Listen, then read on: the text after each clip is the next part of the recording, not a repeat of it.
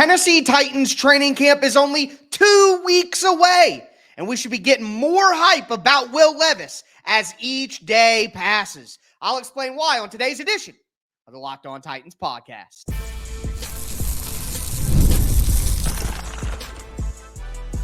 You are Locked On Titans, your daily Tennessee Titans podcast, part of the Locked On Podcast Network, your team every day. Welcome to the Locked On Titans podcast. I am your host, Tyler Rowland. Titans fans, today's edition of the Locked On Titans podcast is brought to you by FanDuel. Make every moment more as the playoffs wind down. The sports stop sporting like we want them to, but this summer, FanDuel is hooking up all customers with a boost or a bonus daily. That's right, there's something for everyone every day all summer long. Visit FanDuel.com to get started. On today's show, we are going to begin our positional preview series. I'm going to start with the quarterbacks, talking about Will Levis, Malik Willis, Mason Rudolph. We're also going to hit on the tight ends as well. But we're going to go through every single position on offense and defense as we lead up to Tennessee Titans training camp in 2 weeks. So make sure that you're here with me on the Locked On Titans podcast for each and every one of those shows. Remember, Locked On Titans is Monday through Friday. Tennessee Titans content all year round, always for free. Make sure that you get subscribed, stay subscribed. It's your team every day here on the Locked On Titans podcast. Once again, I am your host, Tyler Rowland. Been a Tennessee Titans fanatic for 25 years. I've covered the team for Sports Illustrated, USA Today, and I've been hosting this podcast for 5 seasons running. On today's show, again, we're going to talk about quarterback, and Will Levis has incredible promise, and I got some statistics for you guys and some information that just have me even more hype as each day passes. Before we get into it, do throw a thumbs up on the video. Help support the channel. Show is always free. All I ask for in return is the press of a button. And shout out to my everydayers out there tuning in Monday through Friday. But with that being said, Will Levis took some players to Cabo. And while all of us would love to go on a vacation to Cabo, of course, this to me is just another example of Will Levis's leadership and how it's going to be different in year 2 compared to year 1. Will Levis has even said himself, it feels like in multiple interviews this offseason, that last year you're a rookie, you're not the starter, you're just trying to find your place on the team. You don't want to overstep your boundaries, step on Ryan Tannehill's toes, of course. So it's a totally different situation for Will Levis to now have the reins officially. All right, so make no mistake about it. Will Levis is a lock to make the roster. So how I'm going to do this positional preview is you're going to have your locks, who are guys that are guaranteed to make the roster, in my opinion. I'm going to have my bubble guys who are on the roster bubble, could go either way. And then I'm going to have the long shots. Now, at quarterback, there are no long shots, in my opinion. Well, maybe you could call one player a long shot. We'll get to that. But there are 2 locks. And the first one, obviously, is Will Levis, with the second being Mason Rudolph. But Levis is obviously the starting quarterback here. And again, you see the leadership from the trip to Cabo. I thought it was interesting that he had DeAndre Hopkins, Calvin Ridley, Chigakonkwo, Josh Wiley, Tajay Spears. Just a great group and a big part of the Titans starters at the skill position players. Obviously, no Tony Pollard, no Treylon Burks, no Tyler Boyd. But I think the group that Will Levis went with is excellent. Seeing him do things like that, I think that is the evolving leadership that we want to see. But again, it comes down to how you play on the field. And I have some statistics on Will Levis that have come out recently that I think, quite honestly, are eye-popping when you consider the context of the Tennessee Titans season and Will Levis's situation last year. So we talk about the leadership, but on the field, these stats are from Warren Sharp Football Analysis. They do great analytical work and all of that in the football community. But here's a stat for you. The highest rate of red zone incompletions that were because of an inaccurate throw. So this is a red zone throw that was incomplete because it was a bad pass. It was an inaccurate pass. Will Levis has the second best, so lowest, second best rate in the NFL last year. Only 15% of his red zone incompletions were because he threw a bad pass. The rest of them are, think about Chigakonkwo dropping the touchdown throw right on the goal line that Levis hammered in between 2 defenders and just dropping it through his hands behind him. Think about things like that. So Will Levis does not throw incompletions in the red zone. When they are incomplete, it's not his fault. And to juxtapose that, Deshaun Watson was the worst quarterback in the league. 60% of his red zone incompletions were because he threw a bad pass, and Will Levis was second best at 15%. So he's a killer in the red zone because of that cannon arm, the velocity. And again, it's not just about throwing it far, it's about throwing it fast. And Will Levis has elite throw velocity. You want to talk another stat? Here you go. The percentage of third down incompletions that were due to wide receiver error. So this is an incompletion on third down that is the wide receiver's fault or the tight end or whoever is set to catch the pass. Will Levis had the sixth highest rate in the NFL at 21%. So the sixth most victimized quarterback in the NFL due to wide receiver error on his incompletions. So, I mean, that's 1/5 of Will Levis's incompletions are because who he was throwing it to made a massive mistake or made a mistake of some kind. Joe Burrow was the most victimized quarterback, so 28% for Joe Burrow. His wide receivers did not help him out last year. His best players were out a long time. But Russell Wilson's on the flip side, only 6% of his incompletions were because of an error of the person he was throwing it to. So that's not a great stat for Russell Wilson. Another one for you here.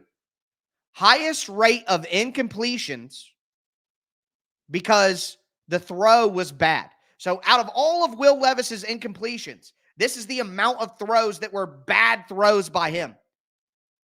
Ninth best in the NFL, ninth lowest, 27.8%. He's got guys in front of him like Geno Smith, Patrick Mahomes, Kirk Cousins, Justin Herbert. So you look at that, only 27.8% of Will Levis's incompletions were because he just threw a bad pass. That's ninth best, again, top 10 in the NFL. That is, and people want to say that Will Levis is so inaccurate.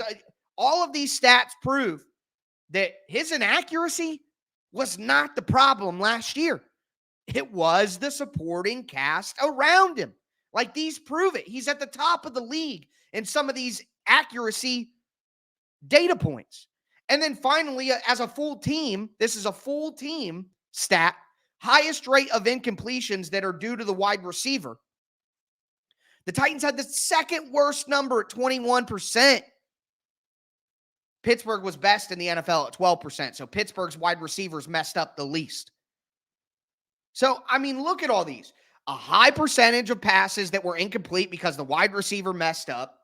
In the red zone, on third down, Will Levis's inaccurate throws only contributed to 27% of his total incompletions. I mean, all of these stats drive home the point that Will Levis was way better last year than people want to give him credit for, because people are not understanding and properly calculating how bad the Titans supporting cast was. And I didn't even mention any stats that had to do with offensive line. This is all the person he's throwing to messing up. So I don't need to explain the offensive line. You guys know how terrible it is and how hard it would be for a quarterback to survive in that environment. Now you add in these issues on the other end of the throw, it just paints a very clear picture that Will Levis was way better than people give him credit for last year. He was one of the better quarterbacks in the league in some of these stats. And then you add in the new leadership factor that we talked about. Again, you should be as hype as you could possibly be for Will Levis. But we'll talk about the other two quarterbacks now. Before I do, though, do want to let you guys know that today's episode is brought to you by FanDuel. Look, I love sports. I love them so much. I never want sports to stop. But look, NBA is over. NHL is over. As things wind down here, we're going to get fewer games. And the sports just don't sports like I want them to. But FanDuel lets me keep the sports going whenever I want. All I have to do is open up the app and dream up bets anytime I'm in the mood. This summer, FanDuel is hooking up all customers with a boost or a bonus daily. That's right. There's something for everyone, every day, all summer long. If you want to get a little head start on some NFL bets, the Titans plus 4.5 week 1 against Chicago, that is way too many points. I think Chicago should give 2.5 points, maybe 1 point. I mean, I think it should be that close. So you're getting a ton of value there. Make sure you head over to FanDuel.com and start making the most out of your summer. It's FanDuel, official sports betting partner of Major League Baseball.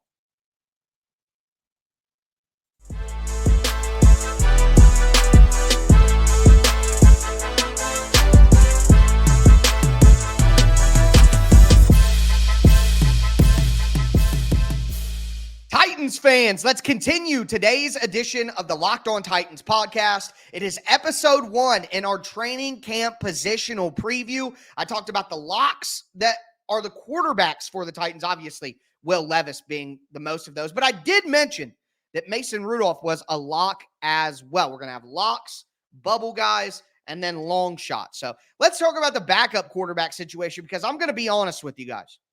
I don't think Malik Willis is going to make the 53-man roster. I'll explain why first. Thanks again for making the Locked On Titans podcast your first listen each and every day, Monday through Friday. Tennessee Titans content all year round, always for free. You're not going to beat that anywhere else. Make sure that you get subscribed, stay subscribed to the number 1 Tennessee Titans podcast in the world. But again, Mason Rudolph is an absolute lock, in my opinion, at quarterback. The Titans only have these 3.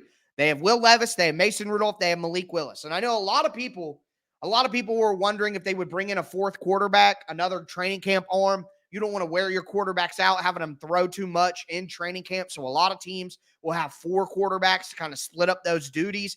But I think when you're in the Tennessee Titans position and you have Will Levis, who it's his first year in the system, it's his second year in the NFL, you got a bunch of new faces, a bunch of new guys on the team. I don't think the Titans need 4 training camp quarterbacks. I don't think the Titans need to split up the reps like that and keep Levis fresh. They need Will Levis to get as many reps as possible. And if they are interested in keeping Malik Willis around, they need him to get as many reps as possible. But again, I just don't think that there's any way that Malik Willis is making the 53-man roster. He is a long shot, in my opinion. So you have Levis and you have Rudolph, who I think are cemented as quarterback 1 and quarterback 2. They are the locks to make the roster. But Malik Willis is a long shot. Look, you look at Mason Rudolph, 21 games in his career, so a lot of experience. He's 8-4-1 in his 13 starts. Like, what more could you ask of from a backup quarterback than to come in and win games when he's called upon? Like, what else could you? I don't care about stats. I don't care about the film. I don't care about what. Can the backup quarterback come in and steer the ship to safety? Can they do it? 2 quarters, 2 weeks. And Mason Rudolph has proven that he can do that.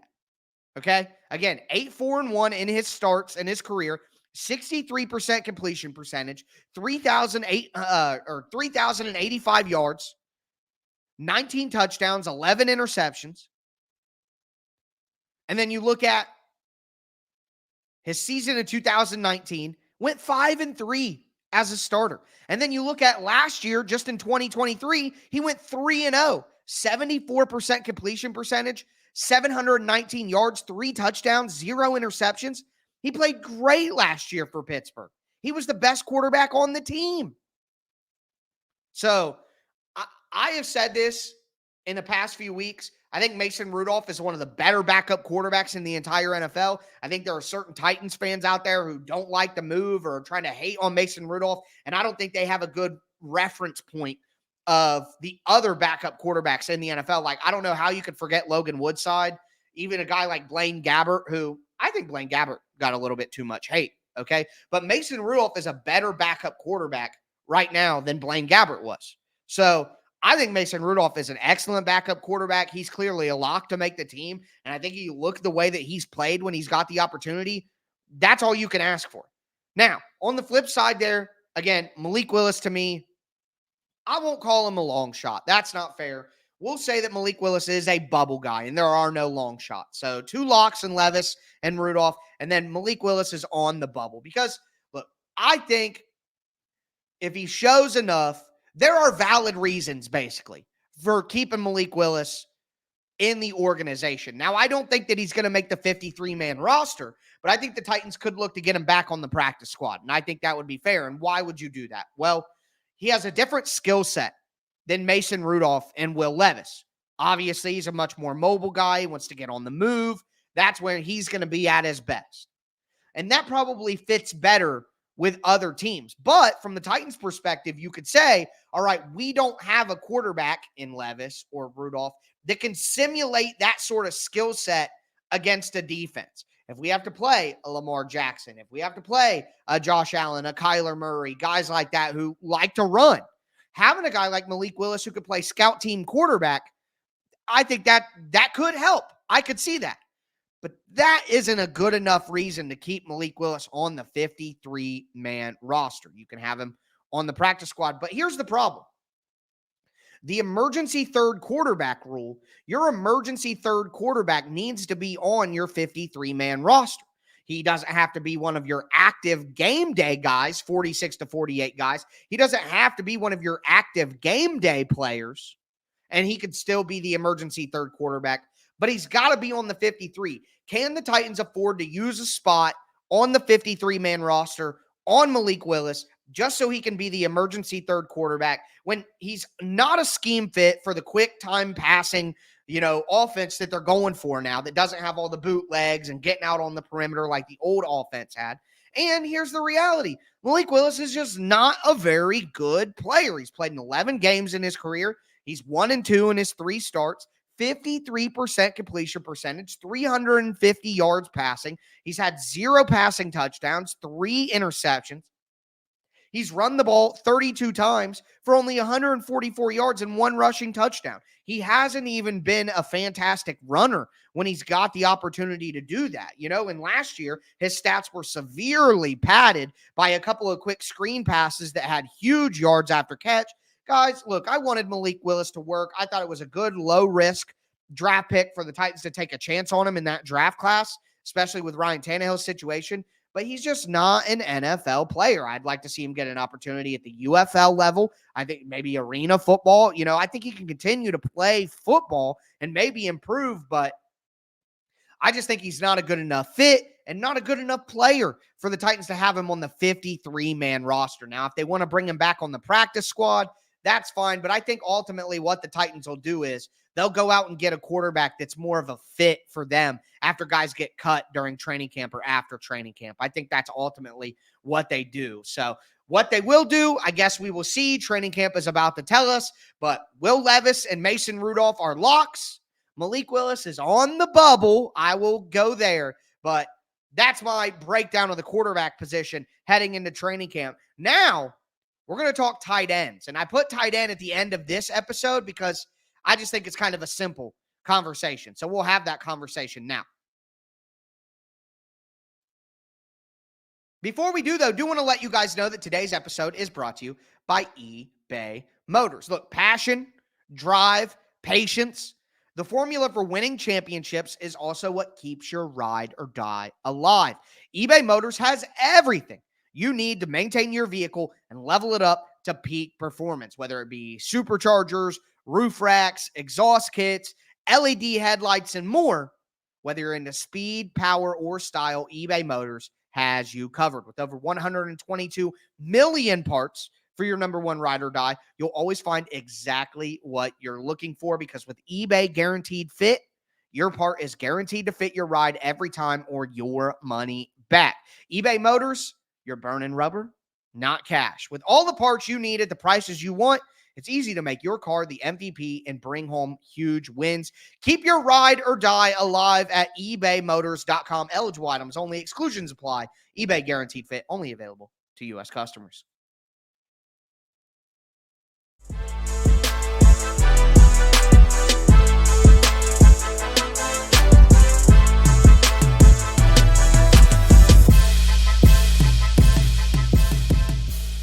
Titans fans, let's cap off today's edition of the Locked On Titans podcast. We are starting our positional preview series before training camp kicks off in 2 weeks, going position by position.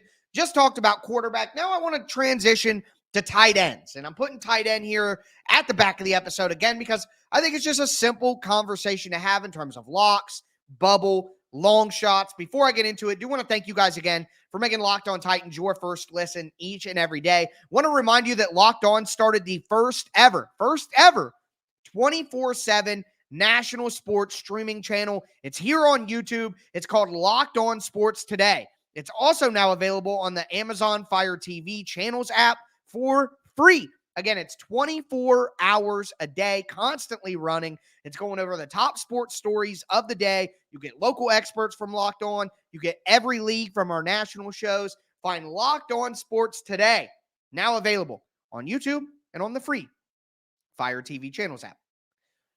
With that being said, tomorrow we are going to do running back. Of course, you got the two top guys at the top, but the top guys at the top, of course, that's redundant. But you got some bubble options, some returning vets like Julius Chestnut, Hassan Haskins. Then you got these young undrafted free agents who are interesting. So we're going to have a great conversation about running back on tomorrow's show. But talking about tight ends, the locks, Chigakonkwo, Josh Wiley, and Nick Vanette. Those three tight ends, locks. And when we do my 53-man roster prediction right before training camp starts, so I'm going to do the positional preview series for the next 2 weeks, and then the first 2 days of the week when the Titans start training camp, I'm going to do my 53-man roster predictions. I'm only going to have 3 tight ends, and it's going to be those 3 guys, Chig, Wiley, Vanette. The Titans' new offensive system under Brian Callahan is not a tight end heavy offense. It's mostly wide receiver based. So I think they don't need more than 3 tight ends on the 53-man roster. There's just no need for that. I think that they can load up at running back and they can load up at wide receiver and load up at offensive line if they keep quarterback at 2, or maybe even 3 if they find somebody that they want on the 53, but quarterback at 2 or 3 and then tight end at 3 max. I think the Titans can definitely save some roster space at that spot, because the reality is, outside of those 3 guys, who do we have? The bubble name, Thomas Odukoye, part of the International Pathway Program, doesn't count against the Titans' 90-man roster for training camp. The Titans get to have 91 players in training camp because Thomas Odukoye was gifted, again, an International Pathway Program exemption to be on the roster. So they can have 91 guys with Odukoye being the 91st instead of just 90. That's an advantage. You like that, and that's why the Titans applied for the exception and got it again. But here's the reality. Thomas Odukoye has been with this franchise for multiple years and can't get off the practice squad, can't get an opportunity in a game. And the moment that they do that, they're going to have to remove his International Pathway Program status. He's not going to be a roster exemption anymore. So to me, it seems pretty obvious that the Titans would rather have him as a practice squad guy, even if they don't plan to use him, so they can have a 91st player and they can have an additional player more than they would ever want to use him in an actual game. He's a big guy, blocking tight end, not really going to help much as a receiver, but he's going to be able to move guys around. We saw that from him last year in the preseason. You know, how much is that going to matter? If he hasn't got an opportunity so far, it's hard to see him getting one with this system and this tight end group, but maybe he impresses enough to finally get his chance. That's why he's on the bubble. I can at least see it. The long shots, there are 2 undrafted free agents. One, you have David Martin Robinson from Temple, 6'4", 247 pounds. And then you have Steven Stellanos from Iowa, 6'4", 250 pounds. Both those guys are bigger bodied tight ends, which the Titans went out and got Nick Vanette. They told Josh Wiley to put on some weight. In the Titans' new offensive system, they are going to be using only 1 tight end much more often than the multiple tight end offense that the Titans have been running for the last 6-7 years. I mean, honestly, go back further. Mike Mularkey into Mike Vrabel. Both of those guys had offenses with heavy tight end usage, big on the tight end. That's not what this roster, this offense is going to be. So there are just less need for tight ends, which makes it hard for an undrafted free agent to break through. But both of these guys are much more the size that you want, because when you have 1 tight end on the field, that guy's got to be a good blocker. That makes it hard for like Chigakonkwo. That's why everybody's been hyping up Josh Wiley the last few weeks, and why people think that he could maybe even step up and be tight end 1, because Chigakonkwo is just simply not a big enough guy to be that every down tight end in this offense. He's just not. Okay? So he could still have a great role within the team. I think Chigakonkwo can be the most productive statistical tight end on the team because he takes advantage of his opportunities, because they use him creatively. They could use Chigakonkwo as a big slot wide receiver, motion him in, and now you have like a 2 tight end set. I think they could do a lot of that because Chig is athletic enough to play out on the perimeter in those spots.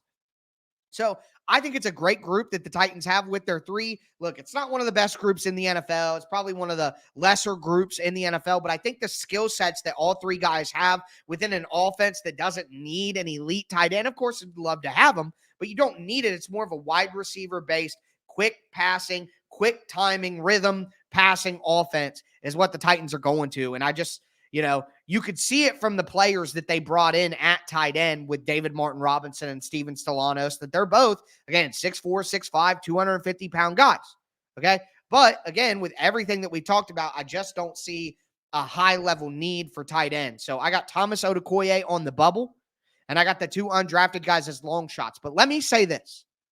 If there is one of these long shot guys, and this is something I'm going to do throughout the positional preview series, I'm going to pick out one long shot that I think has the best chance to break through and make the roster. I think Steven Stellanos from Iowa. Just what he brings to the table. If either of those long shot tight ends made it, I think it would be Stellanos. Iowa tight ends, man. I mean, who's going to bet against that? Not me. But with that being said, I do want to hear from you guys. Let me know your locks, bubble, long shot, a tight end, at quarterback. I'm going to be back tomorrow breaking down running backs. After that, we're going to do wide receivers, and then we're going to finish the week with offensive line. Maybe not finish the week. I might, on Friday, transition over to defense just to keep us on a roll. But football is here. All right, I heard you guys last week talk about anything other than football. I'm not. This is all football all the time. Summer break is over, folks. I got some great film content that I'm going to be working on this week. Harold Landry, Roger McCreary, maybe some Traylon Burks, get you some Lloyd Cushenberry. I got a lot of film content for the Tic Tac Titans film channel, which you can find a link to down below in the description. I got a lot of stuff coming in the next few weeks as we get closer to training camp. Going to try to get a video out per week until we get to the season, when I'm going 5 days a week on the film channel to match up with us here on the Locked On Titans podcast. But football is right around the corner. I'm fired up, folks, and I hope you guys are too. Tighten up out there. With that being said, though, that is going to do it for me today. As always, I am your host, Tyler Rowland, and this was Locked On Titans.